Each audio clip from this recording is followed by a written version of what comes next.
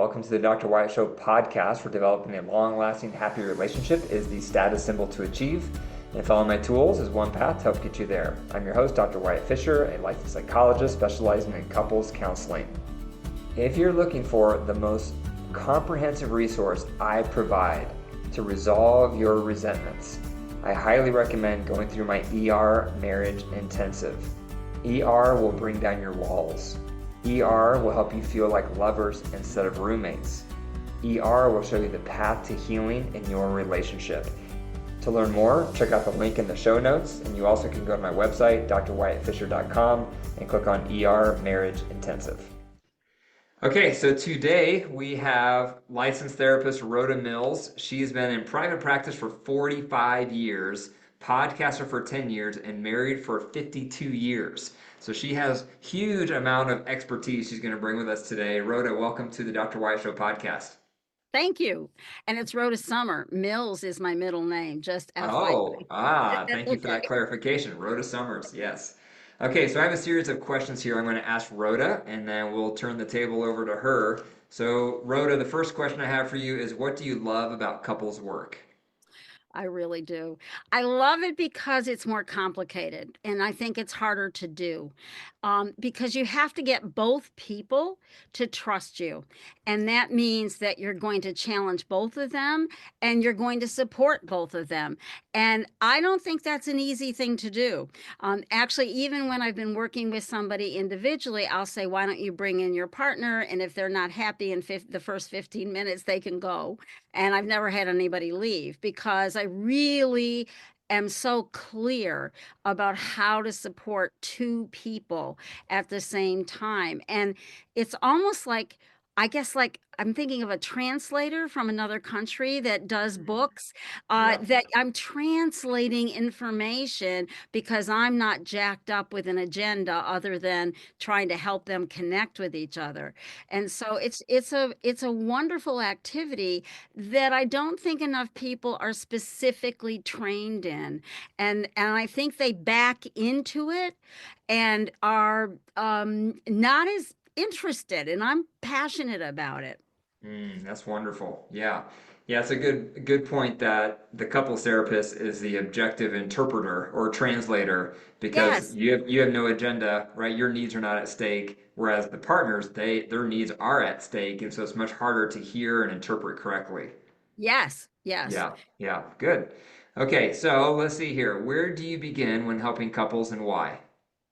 So I really like to begin with where they want to. That I don't have I don't do a big intake off the bat. I say I talk about myself and how I work and that I'm here for both of them and that both of them have to like me or both of them have to not like me. But if it's not going to work if one does and one doesn't because then we're going to triangulate. And so I say all of that and then I talk about my style is to be very forthright and that I do it with intention and I do it to get people thinking in a fresh way. I think we get in ruts with our partners and we get in a rut about how we're going to do things and arguing, and the argue it just loops and loops and loops. And I think that that's problematic. So I let them start and they pick something they want to talk about and then I'm kind of in it and see what where they're going and how they how some of their habits interrupt the respect, Mm, because I think respect is actually more important than love. I think respect gives room and room for differences, and I think that I think that my job is kind of like the Dorothy in The Wizard of Oz with the Tin Man and hmm. squirting oil to get people talking more in a bigger way about what's going on for them. And that process helps with the understanding for both partners. And it's a wonderful thing when it works, isn't it? It is, yes. What would be an example of a habit that prevents respect or interrupts respect? I think I think that one of the things that is a pattern that many couples fall into is one person is more dominant and one person is more passive. And I think sharing power equally gets muddy. I think it's easier to just go along to get along for the person who is more passive. And I think the dominant person likes getting things their way. And so it works for quite a while. But then it doesn't, because there's a lopsidedness in the power dynamic. And I think when there's more respect, then the dominant person might say, look, I know that I had, let's take money. I'm really been spending too much money and I need your balance. I know you're more careful about how to spend money, and I'd really like to get your help with some things. I'd like to talk about that. Then you're owning your dominating point of view, and you're respecting the other partner and where they're coming from, and actually giving them a bit of a tribute. I recognize that you do this well, and it doesn't mean that my way is always bad, but in this instance, I think right now with tax time coming, I really need to do something a little bit different, and I could use your Hmm. help. So that Yeah. respect allows that balance of both people having a voice and appreciating each other's strengths. Yeah, I would agree. I mean, sharing power is a massive issue for a lot of couples, and they don't know how to fix it, right? They're not quite sure how to get out of that. So I appreciate how you are very focused and mindful of that. Yeah. Okay, let's see here. Next question. What's one of the biggest mistakes couples make, and what's the solution? I think unspoken resentments. I think people tend to collect them. They layer like an onion, layer after layer after layer. And I think what happens is then they feel self-righteously entitled to a massive dump. And now I've collected enough, and I am going to be really upset, and I'm going to scream and yell, or I'm going to be passive aggressive, whatever your personal style is, I'm paying you back. And that process doesn't work. And we repeat it and we do it over and over again. And I think small intentional steps of acknowledging resentments, not every single one, but when they're important as you go along. And I think that couples have to learn how to have hard conversations. I disagree with you about XYZ. And I think that people are afraid to do that. I just got an email from my website today from somebody who said, I am really upset with my wife about money. I'm really disturbed and lack courage and I don't deal with it. And what should I do? And I think people are afraid to step into the uncertainty of trying to negotiate and solve something together. But to loop back to the previous question, if there's respect and understanding, then the negotiating really can flow from that process. Hmm. And I think that but if you're collecting resentments to cash them in, I think you're doomed. I just don't think Yeah. it's going to work.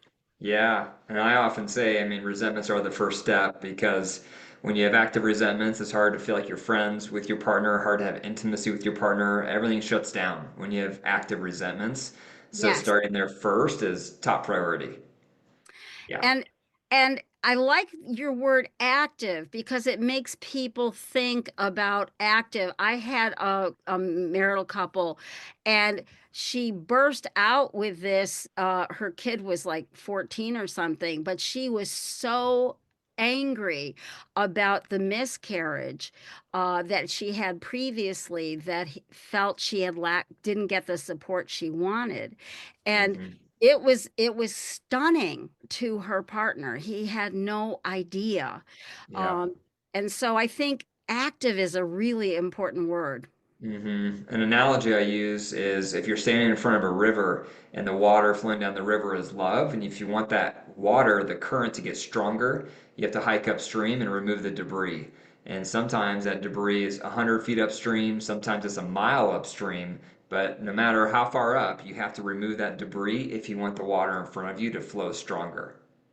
And metaphors really work with people. I think that's great. Yeah, I Yeah, wish I more skilled at metaphors, but yeah, I think that's a great one. yeah, I can help. Just kind of get your head around it. So, what's the biggest source of communication problems in your view, and what's the answer? So I think that people get really stuck in 110 black, white thinking and feeling. And I think communication requires the messiness of the middle ground, which is the 4, 5, 6, 7 or the gray. And that messiness is something people just avoid because messiness is just too hard to deal with. And I think that messiness is where the answers are. And I think that messiness is everything. I mean, every political, anything difficult that we're dealing with. And I think when you acknowledge the messiness, then you're going to make room to have 30 conversations because people have this idea that there's this magical one or two conversations. And I learned in my training how important 30 conversations are to soften the hard edges of the differences. And when you want to step into that 4, 5, 6, or 7, then you need it to soften like Play-Doh. You know how it gets really hard and you have to roll it around in your hand to get it to soften and you can use it again. And There's a good metaphor you yes, used. I do Yeah, have a there you go. couple. You do have a couple. But I think thinking about softening those hard edges so we understand a little bit more, so we make a little more room for respect, for I think understanding that you do nobody has a corner on the right answer market. That you there are strengths and weaknesses to every position. hmm Do you agree both people have to look at themselves and their part in the problem? It's never just all one person's fault. I do. I personally feel pretty strongly about that. Um, I take uh, a lot of unhappiness from people when I say that. So I've learned to use numbers, and I'll say, "What about 5%? You Hmm. know, do you have 5% of this problem? And can you Yeah. use your imagination about what that 5% might be?" I had a conversation with a dear in-law, and she was just like, "No, there's no 5% here." And And, I'm like, and if you can't find out your 5%, your partner will be more than happy to tell you what it is. so and but one of the things I came up with, because I didn't want to get into the whole, taking sides thing, but I said, I really think that sometimes it can just be our insecurities about looking at ourselves and admitting our own dark sides. And so I understand it might be hard to see your 5% or 6% or 11%, but there is a percentage in there that self-awareness, it just makes you a little sick to your stomach to kind of look at it, but it's such an important growth moment. Yes, yeah, I 100% agree with you on that. That's a big focus for me as well with couples is when we are working through resentments, when you're the listener trying to hear what the partner's complaint is, trying to find out what is the piece you can own. And I use similar language where I'll say maybe it's just 5%, maybe it's 20%, maybe it's 95%, but the listener gets to pick and choose what's the part of this I can own. And I find that because they get to pick and choose the percentage, it brings out the best in them more, and they're more likely to own something compared to when they have to own all of it, because then they disagree it's all their fault, then they push back and don't own anything.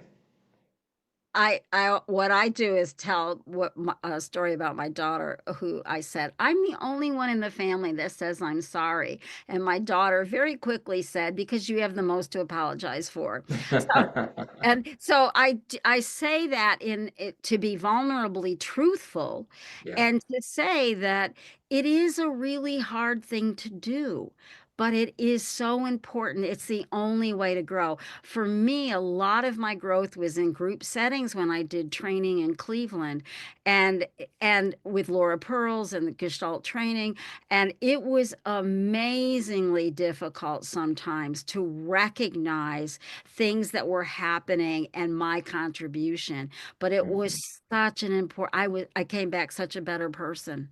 Yeah, I bet. So tell me two things anybody in the audience could do today to make their relationship better.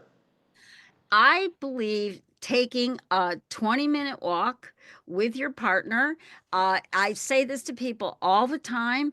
And I also think sometimes people can talk more when they're not looking right at each other.